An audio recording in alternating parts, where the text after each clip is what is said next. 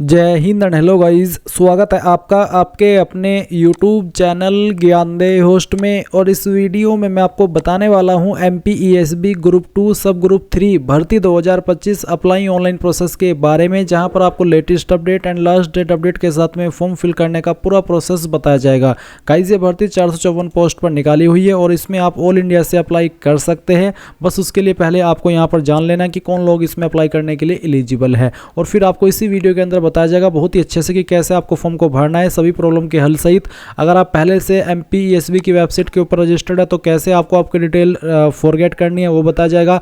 अगर आपको डिटेल याद है तो आप फिर कैसे इसमें रजिस्ट्रेशन ना करके डायरेक्टली लॉगिन करके अपना फॉर्म अप्लाई करेंगे वो बताया जाएगा। और अगर आप फुल्ली फ्रेशर है, आपने इस वेबसाइट का इस्तेमाल करके कोई फॉर्म नहीं भरा, तो आपको कैसे रजिस्ट्रेशन करते समय अपना फॉर्म भरना है, ये सब जानकारी अच्छे से दी जाएगी। चलिए शुरू करते हैं। अगर आपने अभी तक वीडियो को लाइक शेयर नहीं किया हो तो कर दें और चैनल को सब्सक्राइब करके बेल आइकन ऑन कर लेना। फिर जो लिंक वीडियो को डिस्क्रिप्शन में दिया है आप ओपन करिए, आपको जानने को मिलेगा कि ये भर्ती 454 पोस्ट पर निकाली है। इसमें आपकी काफ़ी सारी पोस्ट है, जैसे कि सैनिटरी इंस्पेक्टर, केमिस्ट एंड बाकी और भी पोस्ट है जो आपको आगे जब आप अप्लाई करेंगे वहाँ पर देखने को मिल जाएगी। एज लिमिट आप यहाँ पर देख सकते हैं, सैलरी आपको कितनी मिलेगी वो आप चेक करेंगे। फीस जनरल के लिए 560 और बाकी कैटेगरी के लिए 310 है, GST को मिला करके। फॉर्म आप लोग यहाँ पर 12 नवंबर 2025 तक भर पाएंगे, तो आपके पास इतना कोई समय है नहीं, तो जितना जल्दी हो सके इस फॉर्म को अप्लाई कर लेना। वैसे भी जो MPESB के माध्यम से फॉर्म निकलती है उनमें लास्ट डेट बहुत ही कम फॉर्म में बढ़ती है, ऐसे छोटे फॉर्म में नहीं बढ़ती है, तो आपको बिल्कुल भी वेट नहीं करना है। अगर आप इसमें एलिजिबल है तो जितना जल्दी हो सके अप्लाई कर लेना है।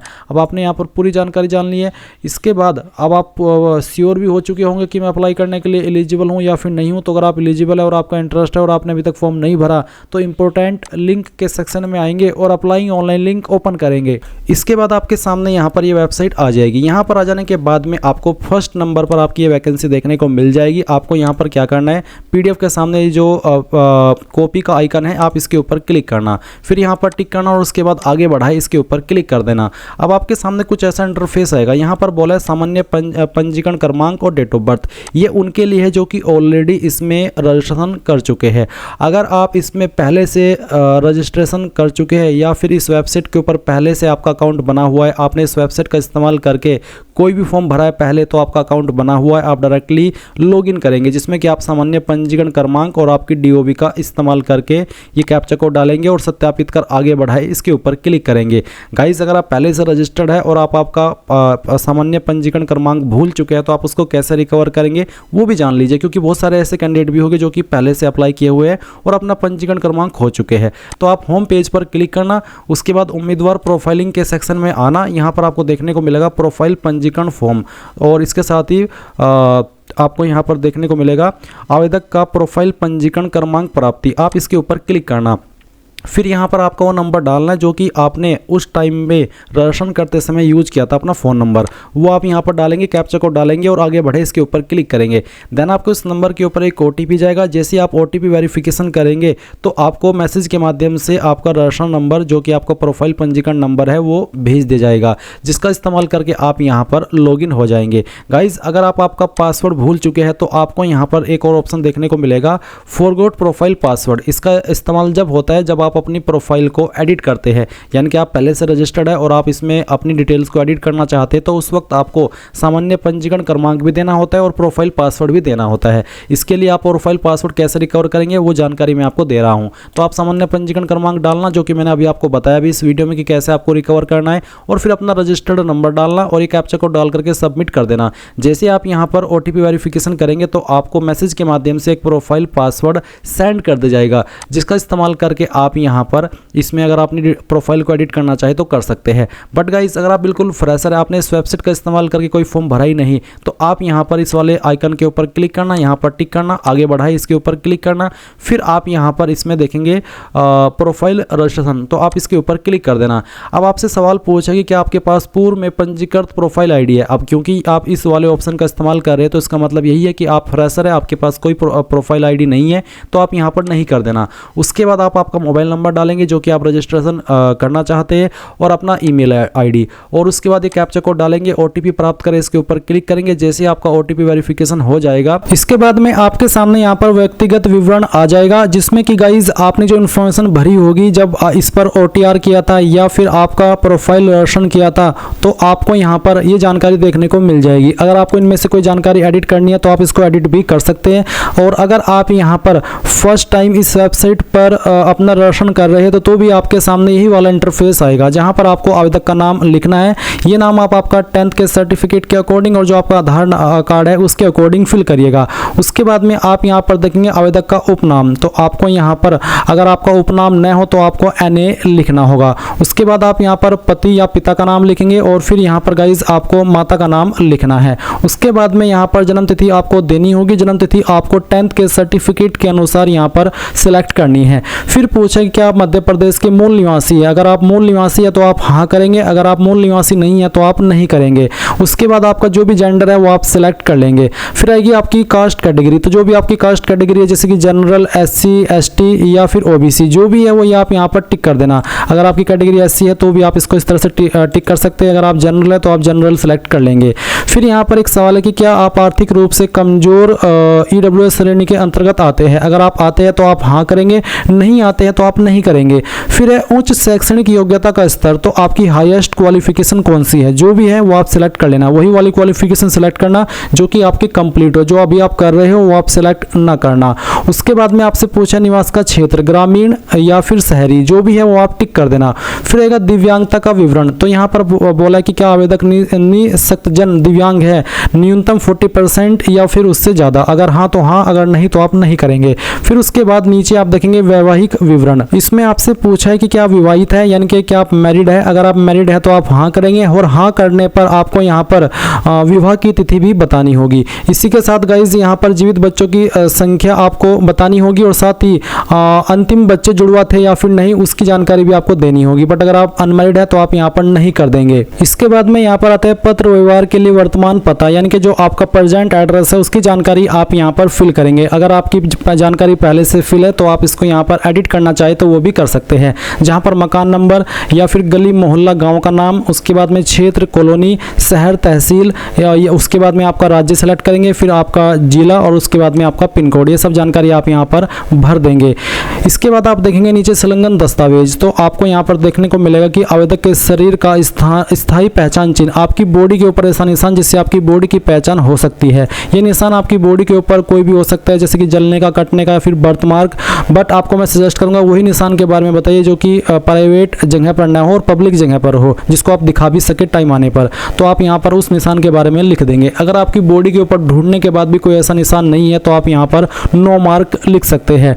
उसके बाद आता है परीक्षा कक्ष में प्रस्तुत किए जाने वाला फोटो युक्त पहचान पत्र, कौन सी ID से आप अपना वेरिफिकेशन करना चाहेंगे वो ID आप यहाँ पर सिलेक्ट कर ले। मैंने आधार कार्ड सेलेक्ट किया हुआ है, और उसके बाद में आप यहाँ पर पहचान पत्र क्रमांक और फिर उसको दोबारा डाल करके वेरीफाई कर देंगे। इसके बाद में गाइज यहाँ पर एक लाइन है, do you want to edit change your documents, ये जो ऑप्शन है ये उनके सामने आएगा जो कि अपनी जो प्रोफाइल डिटेल है उसको एडिट कर रहे हैं। अगर आप यहाँ पर फर्स्ट टाइम रजिस्ट्रेशन करते समय फॉर्म भर रहे हैं तो आपके सामने भी सेम इंटरफेस आएगा जैसे कि आप वीडियो में देख सकते हैं, बट आपके सामने ये वाली लाइन नहीं आएगी। आप यहाँ पर डायरेक्टली घोषणा पत्र के ऊपर टिक करेंगे और उसके बाद में पंजीकरण करें इसके ऊपर क्लिक करेंगे। बट क्योंकि आप तो ऑलरेडी रजिस्टर्ड है और आपको आपका जो फोटो है या फिर जो अन्य डॉक्यूमेंट्स हैं उनको एडिट करना है तो आप यहाँ पर हाँ कर दीजिएगा, और उसके बाद में पंजीकरण संशोधित करें इसके ऊपर क्लिक कीजिएगा। अब आपके सामने यहाँ पर इस तरह से इंटरफेस आएगा जैसा कि आप वीडियो में देख सकते हैं। आपको काफ़ी सारे इंस्ट्रक्शंस दिए गए हैं, ये इंस्ट्रक्शंस आपको पढ़ने हैं और इन इंस्ट्रक्शंस के अकॉर्डिंग ही आपको आपका यहाँ पर लाइव फोटो क्लिक करना है।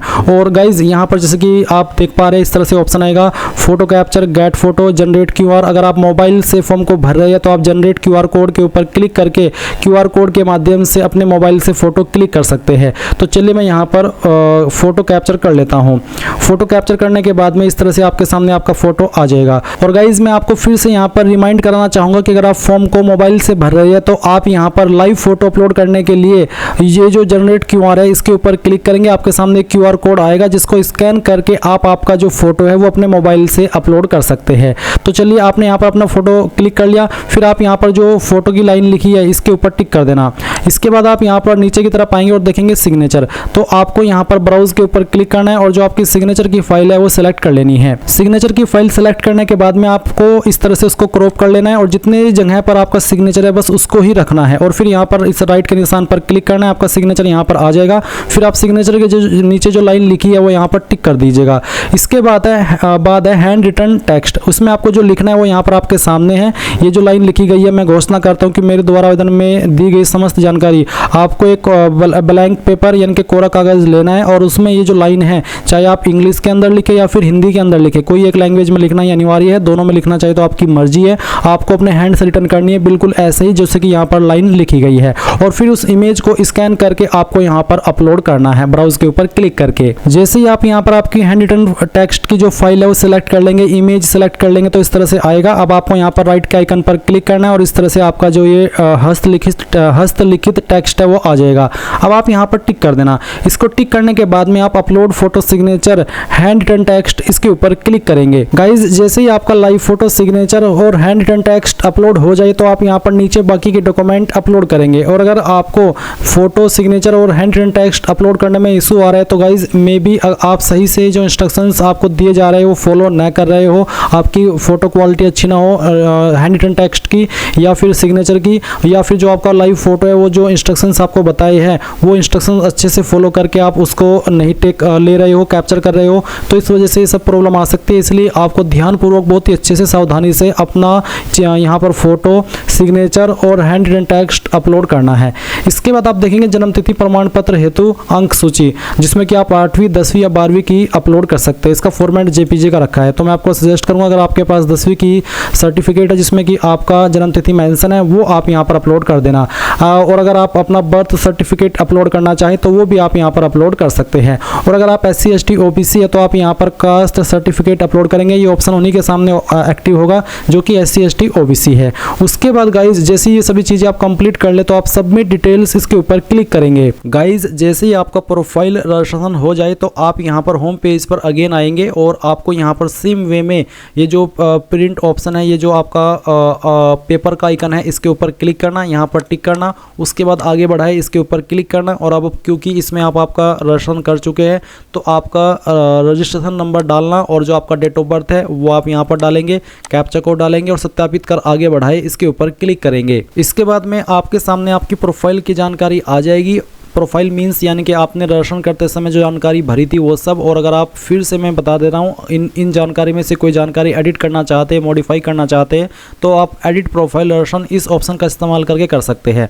बट अगर ये इन्फॉर्मेशन आपके अकॉर्डिंग सही है तो आप आगे बढ़ाए इसके ऊपर क्लिक करेंगे। इसके बाद में आपको यहाँ पर 34 पॉइंट देखने को मिलेगा क्लास का। तो अगर आपके इनमें से कोई क्लास है जैसे कि भूतपूर्व सैनिक, बिना वर्ग, संविदा कर्मी, अगर आपके इनमें कोई क्लास है तो सेलेक्ट कर लेना, नहीं तो आप बिना वर्ग इसके ऊपर क्लिक करेंगे।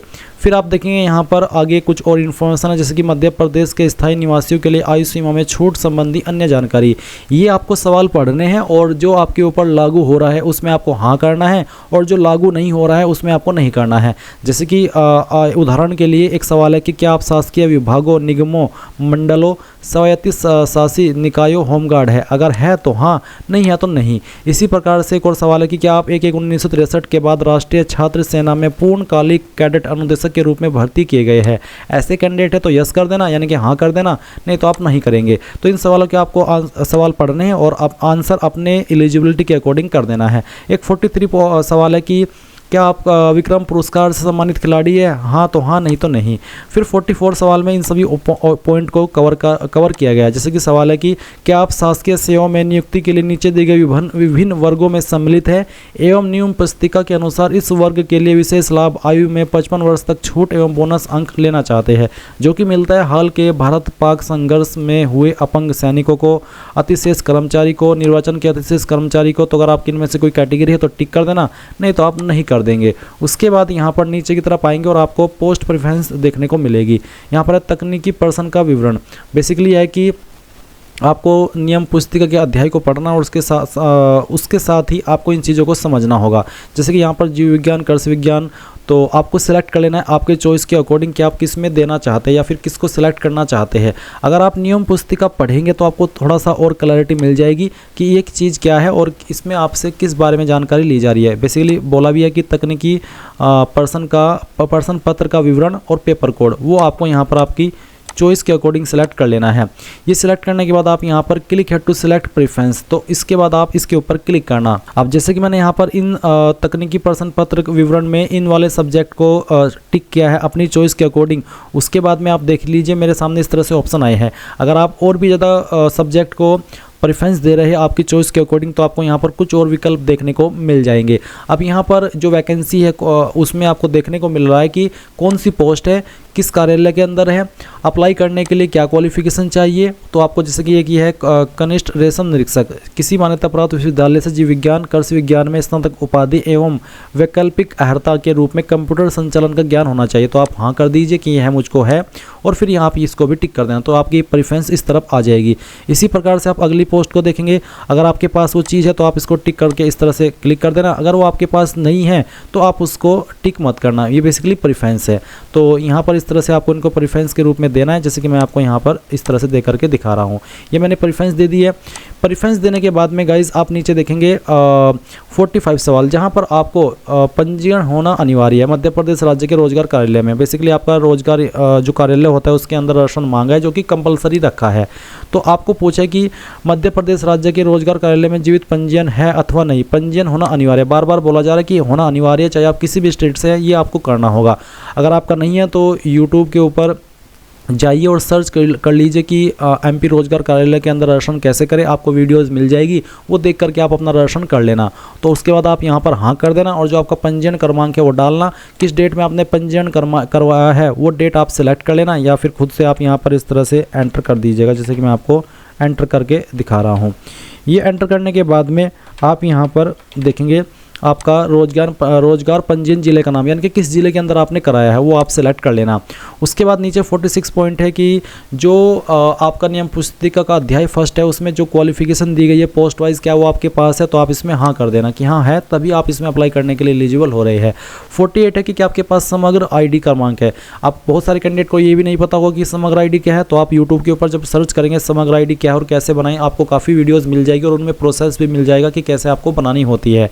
ये कंपलसरी नहीं है तो हाँ करके वो समग्र ID का नंबर यहाँ पर डाल दे, नहीं है तो नहीं कर देना।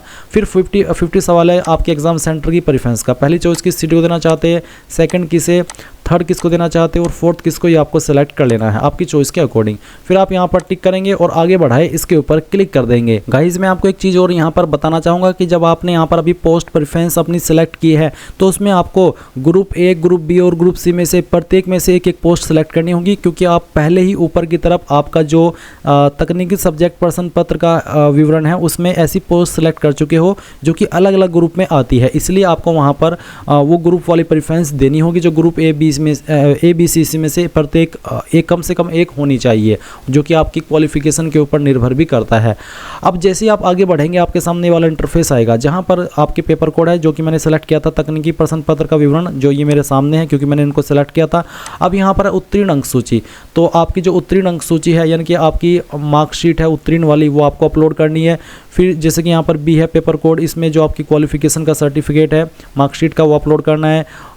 बेसिकली यही है कि आपको यहाँ पर आपकी ये जो क्वालिफिकेशन आपने सेलेक्ट की थी उसके जो सर्टिफिकेट है वो आपको अपलोड करने हैं। आपको यहाँ पर उसका एक अनुमानित चौड़ाई कितनी होनी चाहिए, 700 से 800 पिक्सल के बीच में, और हाइट 400 से 950 पिक्सल के बीच में, और फॉर्मेट JPG का साइज 150 के से कम, ये बता दिया है। तो अपलोड के ऊपर क्लिक करके आप इन सभी को अपलोड कर दीजिए। जैसे ही आपके सभी अंक सूची अपलोड हो जाएगी तो इस तरह से आएगी। आप व्यू सर्टिफिकेट के ऊपर क्लिक करके इनको व्यू भी कर सकते हैं कि सही से अपलोड हुआ भी है या फिर कोई और डॉक्यूमेंट तो अपलोड नहीं हो गया, और फिर सबमिट डिटेल्स के ऊपर क्लिक करेंगे। अब आपके सामने आपके फॉर्म का अगेन प्रीव्यू आएगा। आप सभी जानकारी चेक करके प्रिंट के ऊपर क्लिक करके इसको PDF के रूप में सेव कर लेना, क्योंकि प्रिंट करना भी अनिवार्य है, या फिर प्रिंट के ऊपर एक बार जरूर क्लिक करना, नहीं तो आगे आप नहीं बढ़ पाएंगे। इसके बाद में आप यहाँ पर प्रोसीड टू पेमेंट इसके ऊपर क्लिक करेंगे और आपको पेमेंट के पेज पर ट्रांसफर किया जाएगा। आप आपकी एप्लीकेशन फीस यहाँ पर इनमें से किसी भी माध्यम का इस्तेमाल करके जमा कर पाएंगे।